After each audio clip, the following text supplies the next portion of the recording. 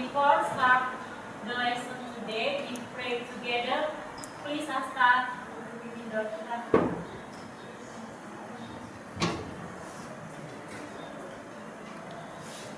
Let's pray. Our Father in heaven, now we want to study. Please bless our study under God. Amen.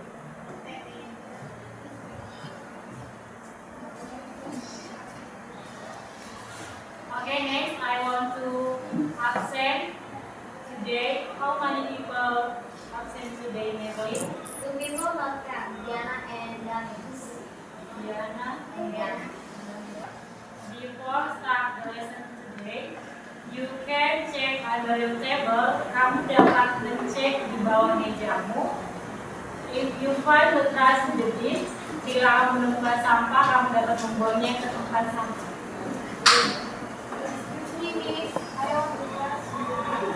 Okay, please.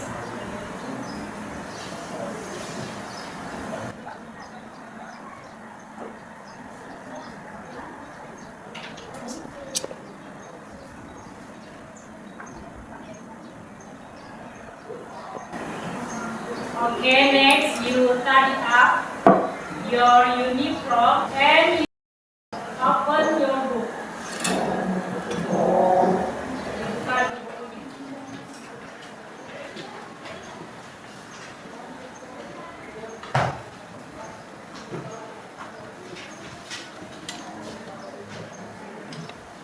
Sudah? Nah, di pelajaran hari ini kita akan membahas bab 3, yaitu Kerajaan Hindu Buddha di Indonesia. Nah, sebelum kita masuk ke dalam pelajaran, Miss mempunyai pertanyaan untuk kalian. Yang pertama itu adalah, what do you know about Hindu-Buddhist culture? Siapa yang tahu tentang kebudayaan Hindu-Buddha? Oke, Dimas, stand up please. Kalau Hindu-Buddha itu, yang pertama Hindu rumah ibadah itu di pura, sedangkan Buddha itu rumah ibadah itu di vihara. Kalau itu kitab Hindu itu beda, dan kitab Buddha itu beda. Betul yang bilang. Oke, thank you Dirman. Jadi yang dibilang Dirman itu benar, bahwa agama Hindu itu tempat ibadahnya adalah di pura, sedangkan agama Buddha itu ada di vihara. Lalu menurut ajaran mereka kitab sucinya adalah yang Hindu adalah Weda dan yang Buddha adalah Tripitaka. Selanjutnya yang nomor 2. Siapa yang tahu sebelum masuknya Hindu Buddha itu kita mengandung kepercayaan apa? Silakan. Nice. Tuh, animisme dan dinamisme. Nah, di sini Miss mau bertanya, siapa yang masih ingat pelajaran sebelumnya tentang apa yang dimaksud dengan animisme? Oke, Madeline, stand up please. Animisme itu adalah kepercayaan kepada roh nenek moyang. Oke, thank you. Di sini ada Miss buat gambar. What do you know about this temple? Ini adalah sebuah candi. Siapa yang tahu ini gambar candi apa? Oke, Judith, stand up please. Merupakan gambar candi Borobudur yang terletak di Mandailing, Jawa Tengah, dan candi ini merupakan gambar corak gambar Buddha. Ya, betul sekali. Ini merupakan candi peninggalan dari agama Buddha, itu merupakan candi Borobudur yang terletak di Magelang, Jawa Tengah. Jadi candi Borobudur ini merupakan salah satu warisan yang telah diakui oleh UNESCO. Ini selanjutnya misalkan memaparkan tujuan pembelajaran kita pada hari ini. Nah, sebelum itu kenapa kita harus belajar sejarah tentang masuknya agama Hindu Buddha di Indonesia? Ini dilakukan untuk bagaimana kita mengetahui agama itu bagaimana masuknya ke Indonesia, terus bagaimana berkembangnya. Jadi bukan agama kita aja yang mau kita tahu. Nah, Nah, di sini tercipta namanya toleransi. Jadi begitulah dibuat mengapa tujuan pembelajaran ini mempelajari agama Hindu Buddha. Sementara kita nggak ada yang beragama Hindu atau Buddha. Jadi kita biar tahu bagaimana mereka masuk ke Indonesia, terus bagaimana apa saja peninggalan dari mereka di sini, bagaimana mereka berbaur dengan kebudayaan Indonesia. Nah, selanjutnya ini ada tujuan pembelajarannya. Yang pertama itu adalah analyzing various opinions regarding the process of the entry of Hindu Buddhist culture. Jadi kita diajak untuk menganalisis berbagai pendapat mengenai proses masuknya kebudayaan Hindu Buddha ke Indonesia. Yang kedua itu ada menyajikan informasi mengenai berbagai kerajaan Hindu Buddha di Indonesia. Nah, selanjutnya kita masuk ke materi.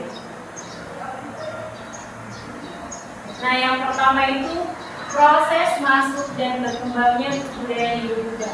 Nah, proses ini dimulai dengan adanya perdagangan, di mana Indonesia merupakan tempat yang sangat strategis karena terletak di antara, siapa yang tahu, dua benua dan dua samudra. Apa saja benuanya? Siapa yang tahu? Benua Asia dan Australia. Dan samudranya Pasifik dan India.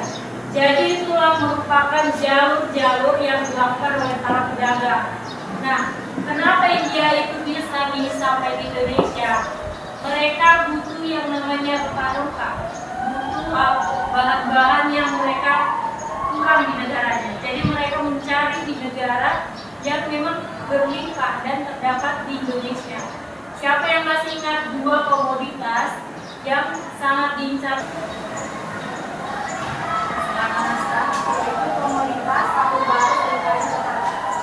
Ya, mereka mengincar namanya kapur barus dan kayu garam. Untuk apa kapur barus dan kayu garam itu mereka cari? Siapa yang tahu? Stand up please, hello. Benar sekali soal itu.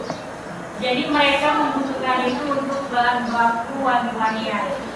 Nah, selanjutnya di sini ada teori masuknya kebudayaan Hindu Buddha di Indonesia. Ada 4 teori yang sangat terkenal, yaitu ada teori Waisya. Nah, teori Waisya ini adalah teori yang menyebutkan bahwa yang menyebarkan agama Hindu itu adalah para pedagang yang datang ke Indonesia.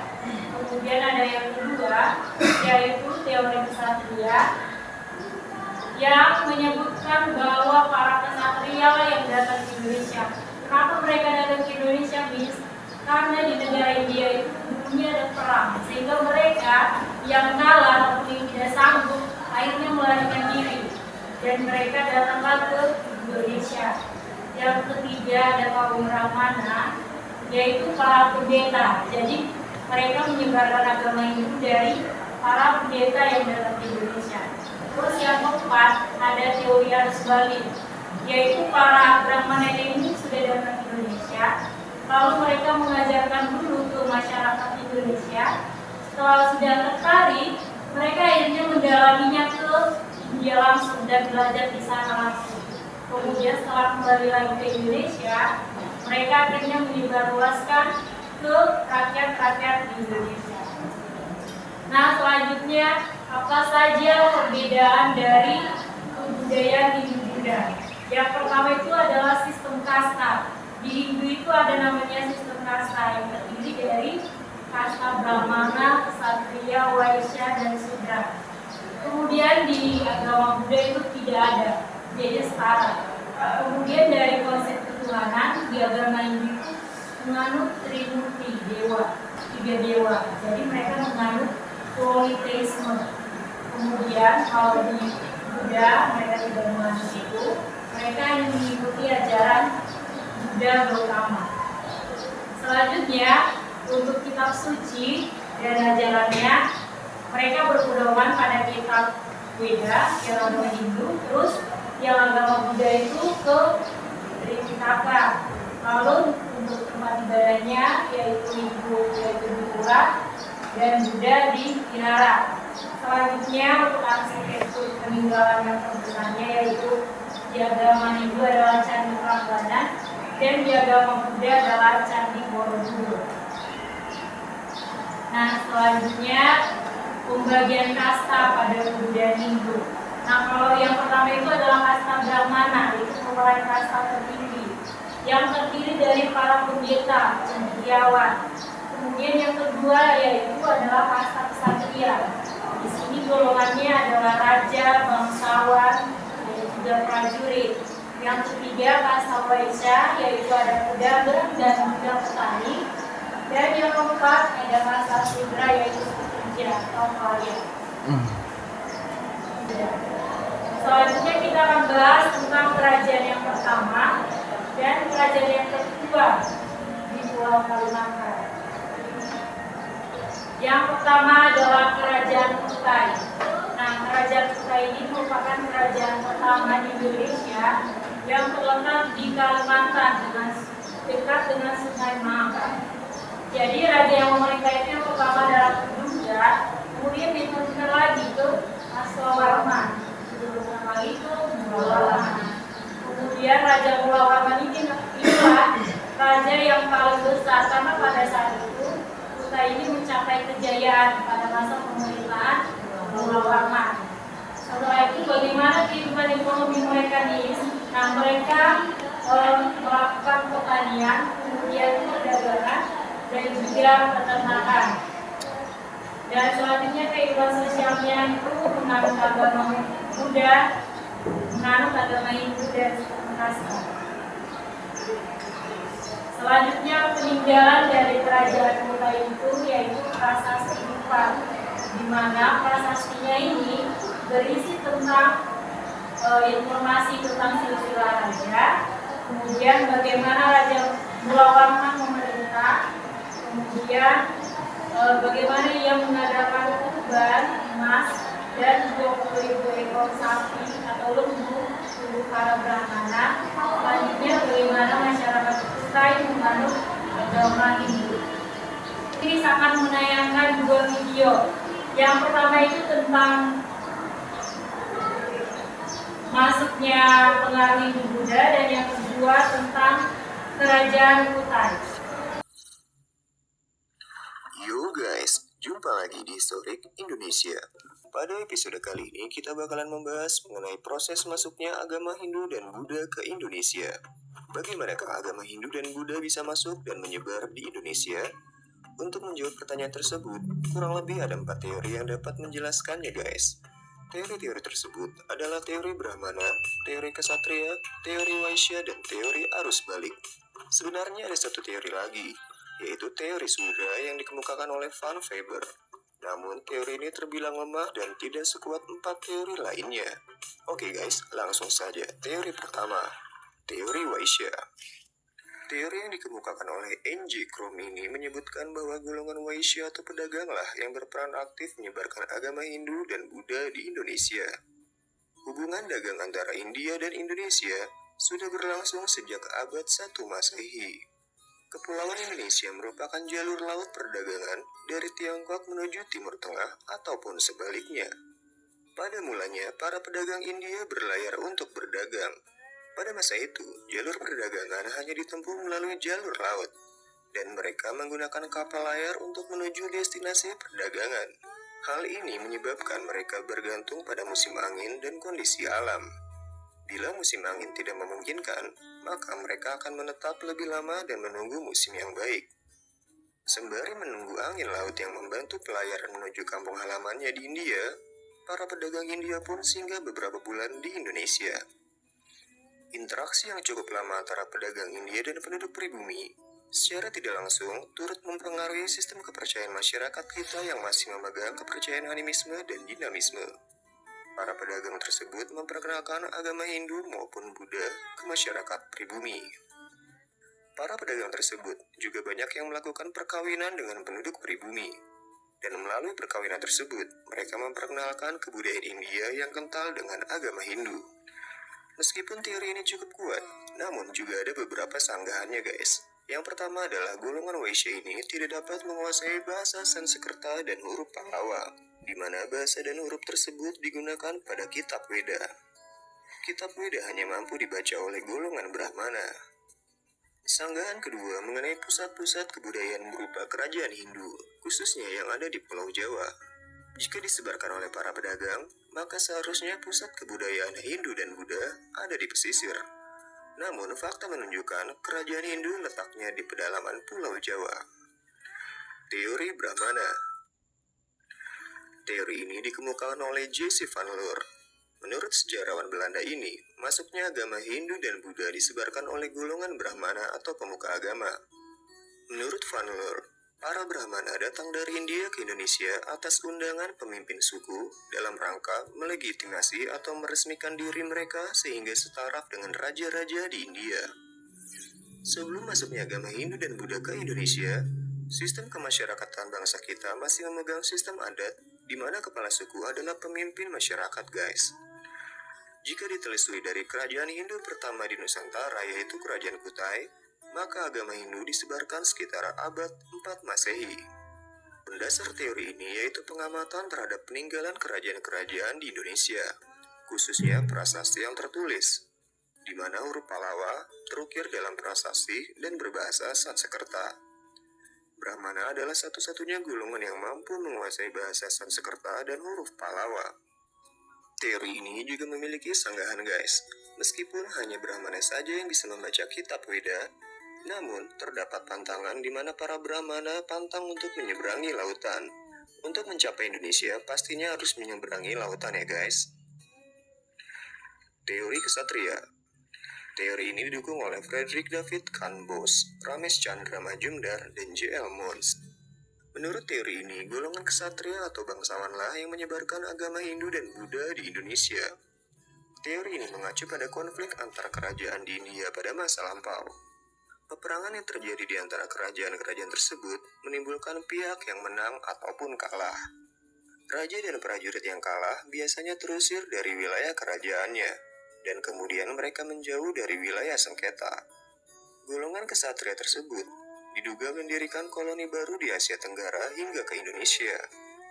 Kelemahan teori ini yaitu selama ini belum ada ahli yang dapat menemukan bukti-bukti yang menunjukkan adanya ekspansi dari prajurit-prajurit India ke Kepulauan Indonesia. Teori arus balik. Teori yang dikemukakan oleh Bosch dan George Squedes ini menyebutkan bahwa orang Indonesia lah yang berperan aktif menyebarkan agama Hindu dan Buddha. Mengapa demikian? Orang-orang Indonesia mempunyai kepentingan untuk datang ke India dalam rangka mempelajari dan memperdalam agama Hindu dan Buddha. Hal ini tertuang dalam prasasti Nalanda yang menyebutkan bahwa Raja Balaputra Dewa dari Sriwijaya telah meminta kepada Raja di India untuk membangun wihara sebagai tempat menimba ilmu pelajar-pelajar dari Sriwijaya. Setelah belajar di India, orang-orang Indonesia tersebut pulang ke tanah air dan menyebarkan agama Hindu dan Buddha. Mereka itu terdiri dari kaum terpelajar yang mempunyai semangat untuk menyebarkan agama Buddha. Kedatangan mereka disambut baik oleh tokoh masyarakat setempat. Demikianlah pembahasan mengenai proses masuk dan berkembangnya agama Hindu dan Buddha di Indonesia. Berdasarkan video yang ditayangkan, bisa akan panggil kalian satu persatu. Jadi kalian akan menjelaskan tentang video yang telah kalian tonton. Yang kalian jelaskan adalah poin-poin penting dari apa yang kalian dapatkan, mana teori yang kalian pilih yang paling masuk akal dalam pikiran kalian di antara 4 teori yang tadi. Jadi kalian jelaskan dulu poin-poinnya, baru pilih satu. Ya. Yang pertama adalah Merlin. Contoh, saya bisa mengambil poin-poin penting itu bahwasannya maksudnya agama Hindu dan Indonesia yaitu melalui tadi disampaikan ada 4 teori. Yang pertama itu teori Waisya, teori Brahmana, teori Ksatria, dan teori Sudra. Tapi saya akan menjelaskan 3 teori di sini. Yang pertama itu teori Waisya yang didukung oleh N.J. Roth. Teori Waisya ini menjelaskan bahwa masuknya Hindu dan Indonesia itu dari para pedagang yang datang dari India menuju Indonesia Kemudian menetap lama dikarenakan mereka tidak bisa kembali ke negara mereka karena cuaca atau angin muson. Sehingga karena mereka menetap dan berbaur kepada masyarakat pribumi, mereka pula dapat mempengaruhi kepercayaan kita yang sebelumnya yaitu dinamisme sama animisme. Jadi mereka juga kawin atau menikah dengan rakyat-rakyat pribumi sehingga mereka menyebarkan agama Buddha itu lebih kental lagi.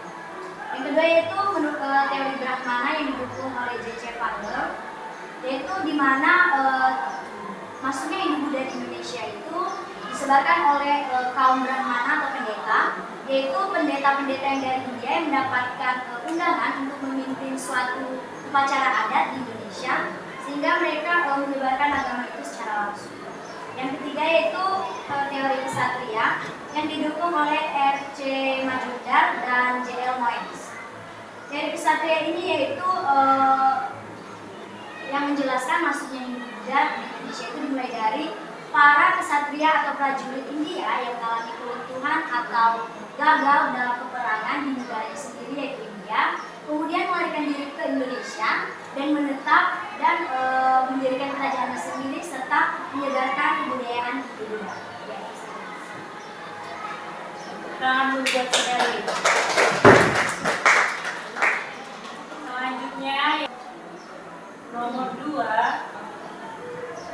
yaitu Morgana.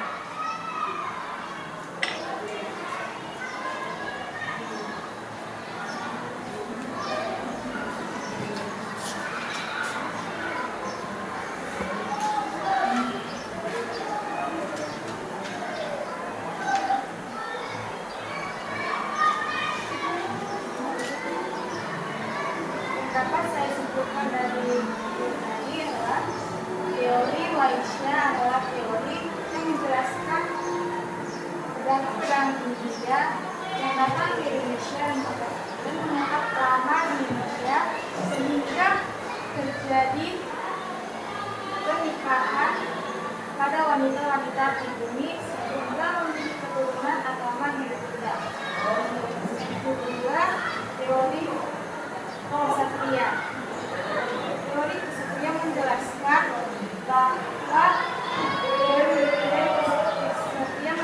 bahwa warga India yang kalah perang atau prajurit yang melarikan diri ke negara Indonesia dan mendirikan kerajaannya masing-masing. Teori Brahmana. Pendeta-pendeta negara India datang ke Indonesia dan menyebarkan agama Hindu Buddha. Teori arus balik. Teori ini menjelaskan setelah pendeta-pendeta warga India menyebarkan agama Hindu Buddha di Indonesia sehingga membuat warga Indonesia tertarik dan ingin mempelajarinya lebih dalam sehingga mereka pergi ziarah ke India. Setelah mereka kemudian menyebarkan agama Hindu Buddha di Indonesia.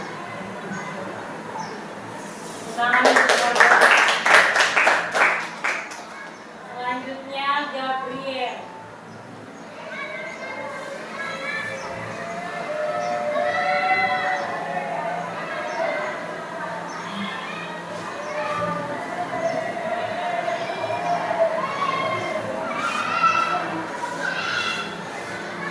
Jadi kesimpulan yang saya dapat dari video ini, yang pertama teori Ksatria, teori Ksatria yang didukung oleh R.C. Majumdar. Teori Ksatria ini adalah kerajaan Hindu Buddha di Indonesia disebabkan oleh perang golongan Ksatria yang datang ke Indonesia untuk membantu suku-suku yang berkonflik di Indonesia. Yang kedua, teori arus balik yang dimana ada orang Indonesia yang pergi ke Indonesia, ada orang Indonesia yang pergi ke India untuk belajar agama. Nah, setelah orang Indonesia itu balik dari India, orang Indonesia itu orang Indonesia itu mengajarkan agama itu kepada bangsa-bangsa Indonesia yang lainnya. Sekian materi dari saya.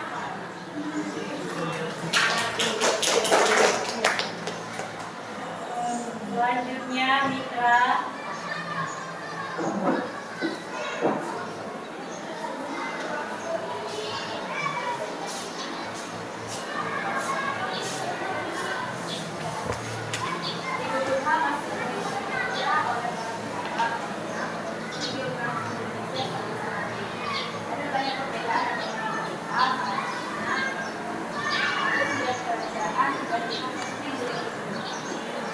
Dan adanya teori tentang masuknya agama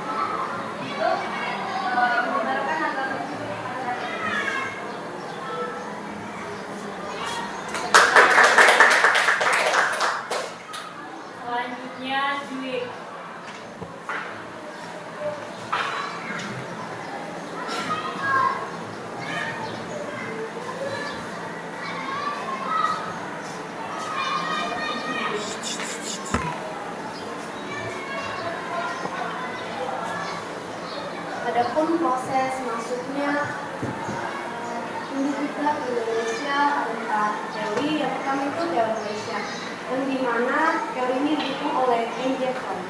Teori ini berdasarkan para pedagang India yang datang ke Indonesia dan berdagang ke Indonesia, kemudian mereka menetap di Indonesia dan menikah dengan warga pribumi.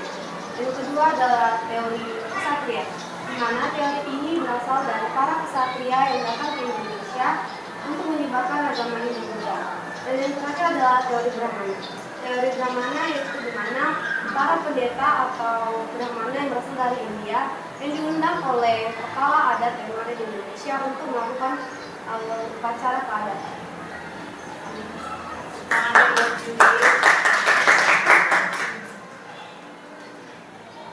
Selanjutnya Dirman.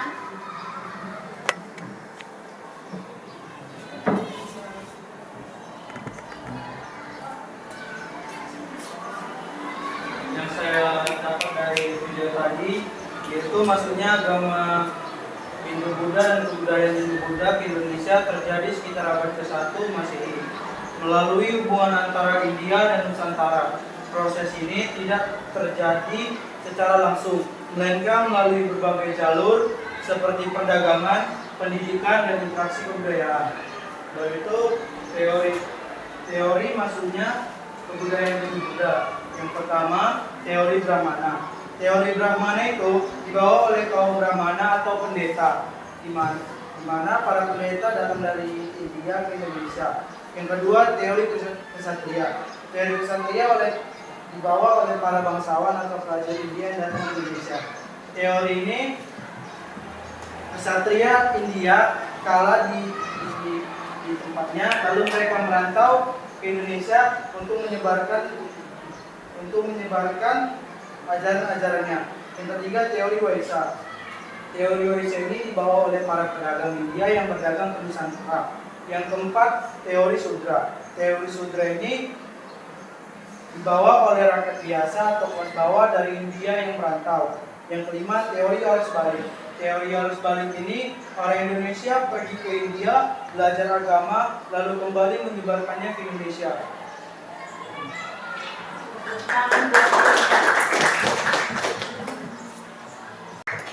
Selanjutnya si Serina.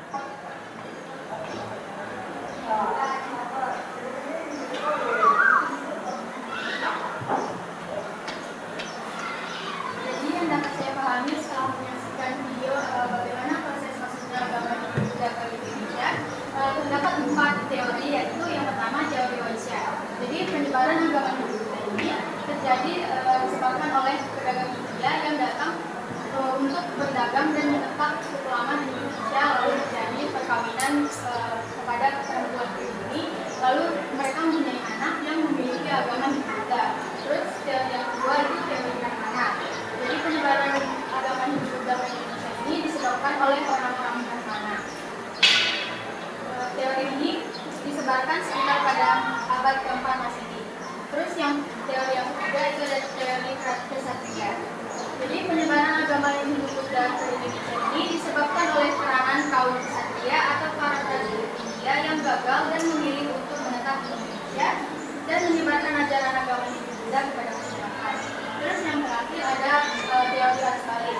Jadi teori arus balik ini pertama orang India mengajarkan ajaran agama Hindu Buddha kepada orang Indonesia, lalu orang Indonesia pun pergi ke India untuk memperdalam ajaran agama Hindu Buddha, lalu mereka kembali lagi ke tanah air Indonesia, lalu memberikan ajaran-ajaran yang dari India kepada masyarakat.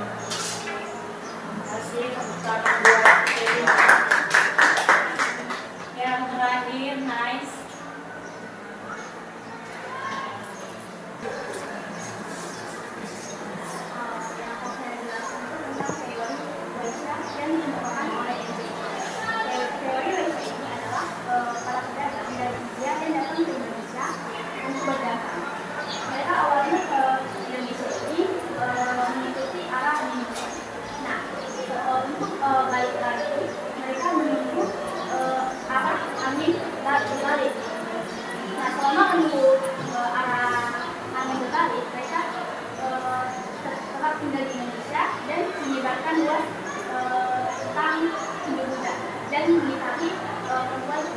perempuan ini sehingga Hindu Buddha ini semakin dinikmati.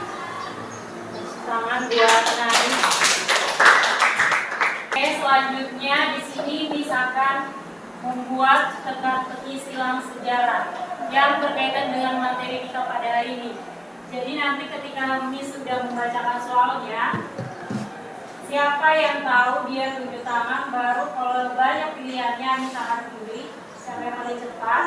Tapi kalau dia cuma tunjuk tangan sendiri, berarti dialah yang maju ke depan. Siapa yang bisa menjawab itu yang bisa dapat. Yang mendatar dulu, tahu kan mendatar? Yang mendatar huruf yang digunakan pada pranasti. Berlin duluan.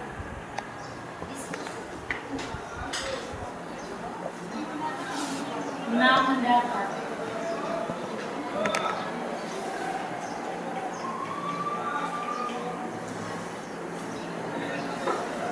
Nomor 13 menurun. Bentuk pemerintahan Hindu Buddha. Dwi.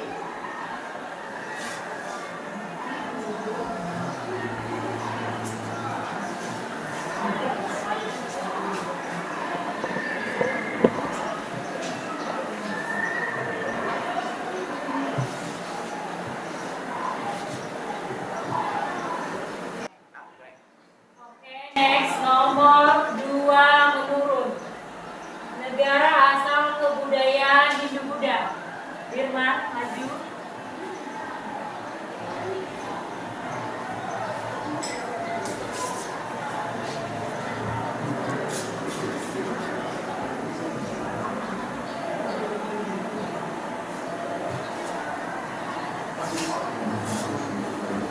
Selanjutnya nomor 10 mendatar. Jalur masuknya kebudayaan Hindu Buddha. Morgana.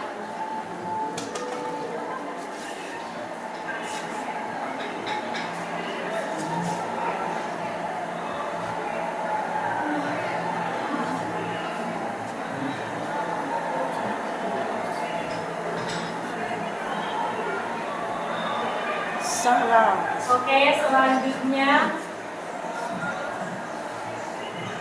nomor 3 menurun. Sistem pemerintahan sebelum adanya kerajaan.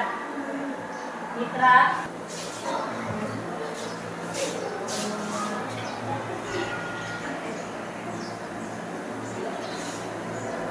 Oke, next. Nomor 16 mendatar. Kasta tertinggi dalam agama Hindu. Lois.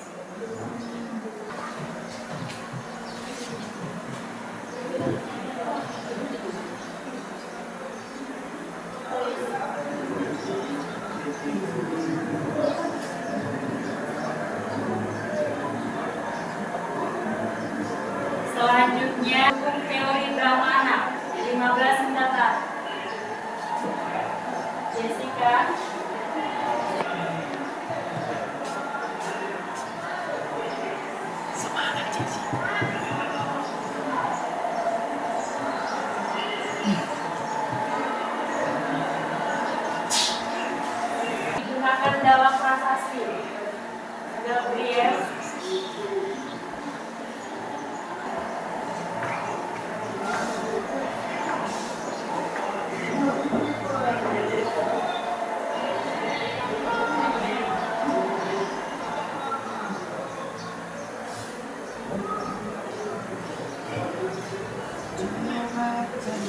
Nomor 11 menurun.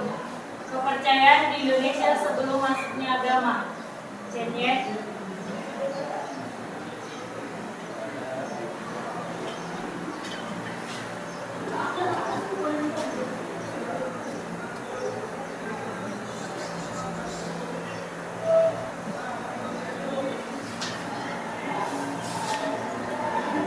Mendatang, angin yang digunakan untuk berlayar. Hasta.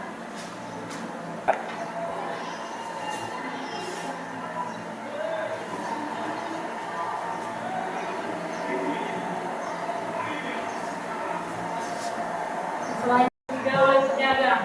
Serina.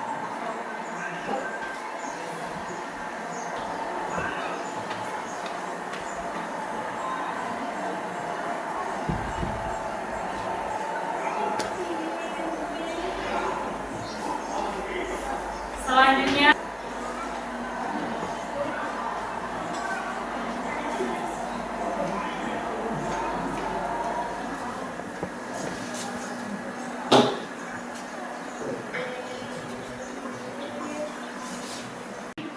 sistem sosial dalam masyarakat Hindu.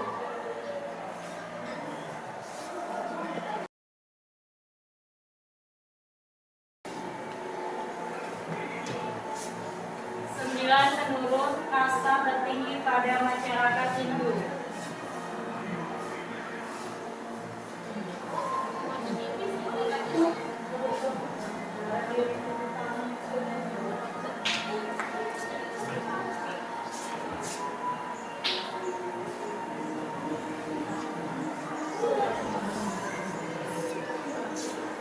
Gak ada orang Hindu. Marcelo.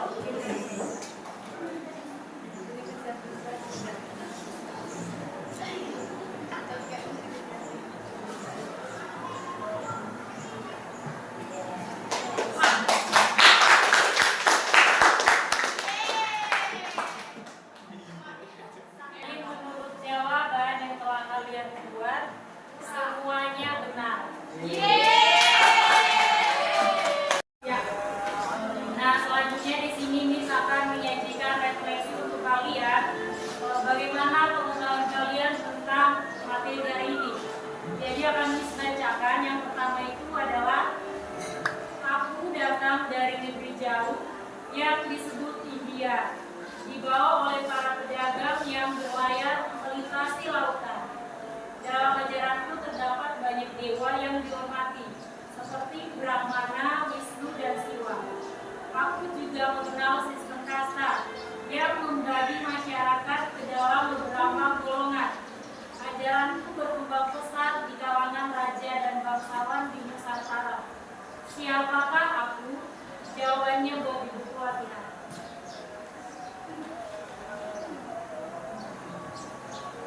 Yang nomor 2, aku adalah salah satu cara menjelaskan masuknya budaya India ke Indonesia.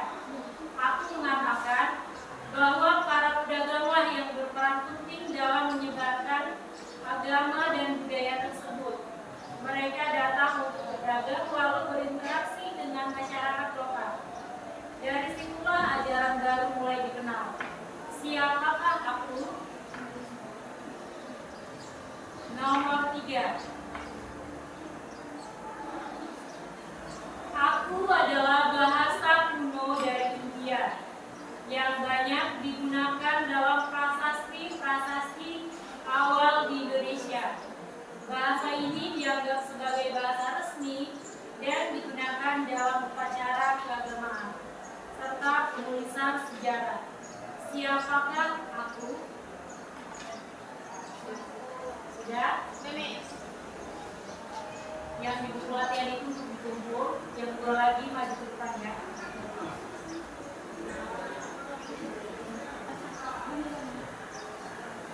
Yang nomor 4. Aku adalah kitab suci yang menjadi pedoman bagi agama Hindu.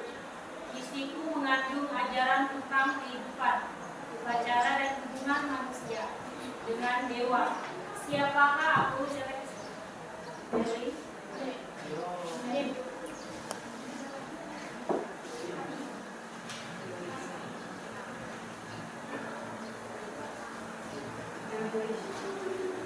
Oke, jawabannya benar. Yang selanjutnya, aku adalah sistem yang mengatur pembagian masyarakat dalam agama Hindu. Dalam diriku terdapat golongan seperti Brahmana, Ksatria, Waisya, dan Sudra. Sistem ini sangat mempengaruhi kehidupan sosial masyarakat pada masa ini. Siapakah aku?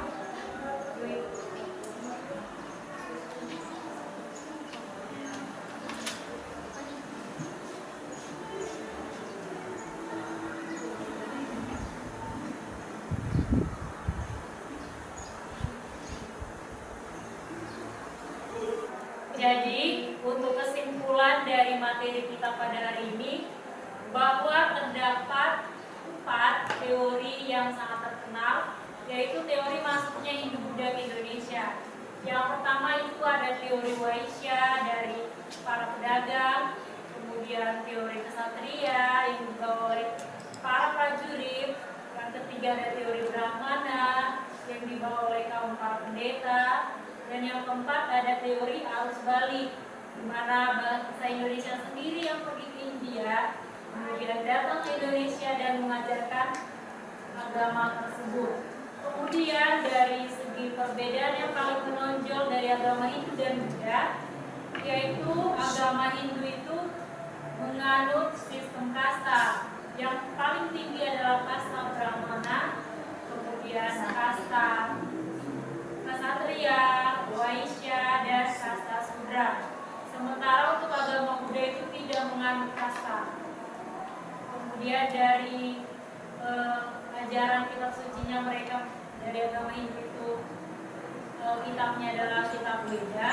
Kemudian di Buddha itu ada kitab Tripitaka. Dari segi arsitektur ada Candi Prambadan untuk agama Hindu, Candi Borobudur untuk agama Buddha. Dan selanjutnya di minggu depan kita akan belajar tentang kerajaan-kerajaan yang bercorak Hindu-Buddha yang ada di Indonesia. Nah, sekian materi kita pada hari ini. Semoga kalian bisa memahaminya dan lanjut ke materi berikutnya. Terima kasih, selamat